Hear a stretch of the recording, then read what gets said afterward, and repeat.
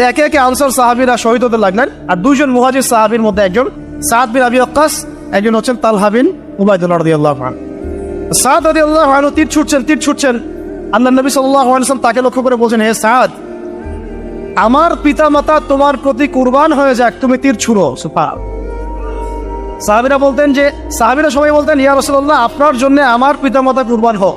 আল্লাহর নবীজি নিজে বলেছেন, হে সাদ, তোমার জন্য আমার পিতামাতা কুরবান হোক। এই একমাত্র সাহাবী যিনি ইসলামের ইতিহাসে প্রথম তীর নিক্ষেপ করেছিলেন, সাদ বিন আবি ওয়াক্কাস রাদিয়াল্লাহু আনহু।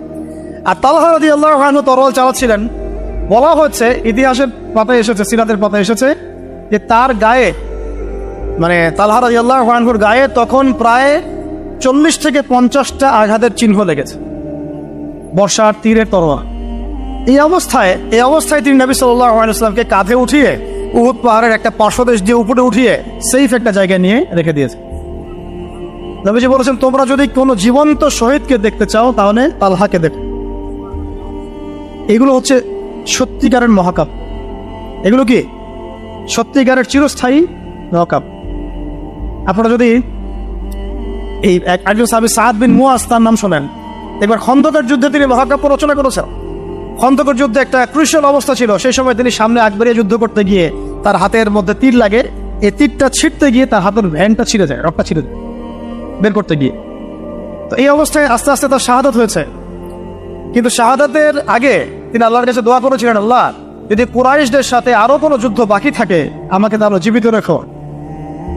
এবং তার শাহাদাতের সময় তিনি বলছেন, এরপর থেকে ইসলামের উপর তারা আর আক্রমণ করতে পারবে না, কারণ আমি এমন দোয়া করেছিলাম যে আল্লাহ, যদি কুরাইশদের সাথে আরো কোনো যুদ্ধ বাকি থাকে আমাকে জীবিত রেখো। তার আগ মুহূর্তে তিনি বনু কুরাইজার যে গাদ্দারি, বেঈমানি, ওই বেঈমানির শাস্তি দিয়ে তিনি দুনিয়া থেকে বিদায় নিয়েছেন।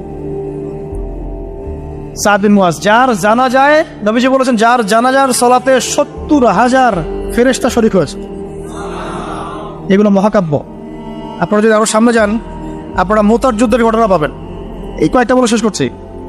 এটা বলতে গেলে আসলে আমি নিজেকে ধরে রাখতে পারি না, আর ধরে রাখার মতো আসলে অবস্থাও না। ইসলামের ইতিহাসের সবচাইতে মর্মান্তিক যুদ্ধ হচ্ছে মুতার, সবচেয়ে মর্মান্তিক। বদর, উহুদ, খন্দক, খায়বার, যত যুদ্ধ আছে এগুলো যুদ্ধ অনেক বড় মাপের। মুতার যুদ্ধের প্রেক্ষাপট এবং সিচুয়েশনটা সম্পূর্ণ ডিফারেন্ট। এখানে আপনাদেরকে আমি 3জন শ্রেষ্ঠ বীরের মহাকাব্য শোনাচ্ছি।